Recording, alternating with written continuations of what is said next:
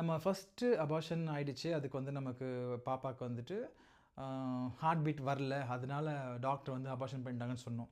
அதுக்கப்புறம் ஒரு 6 month 1 year கழிச்சு தான் நமக்கு வந்து செகண்ட் பேபி கன்ஃபார்ம் ஆச்சு.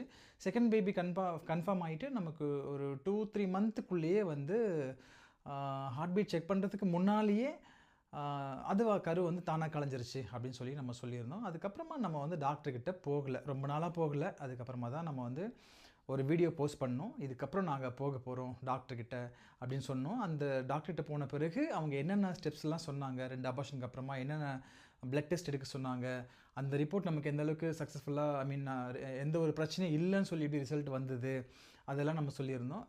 இந்த முறை 3வது முறை பேபி கன்ஃபார்ம் பண்றது நம்ம போகும்போது, நம்ம வந்து ஃபாலிகுலர் ஸ்டடி தான் போக போறோம் அப்படின்னு சொல்லியிருந்தோம். ஒரு சிலருக்கு கண்டிப்பா ஃபாலிகுலர் ஸ்டடினா என்னன்னு தெரிஞ்சிருக்கும். இந்த பேபி கன்ஃபார்ம் பண்ற ட்ரீட்மெண்ட் இருக்கிறவங்களுக்கு. தெரியாதவங்களுக்கு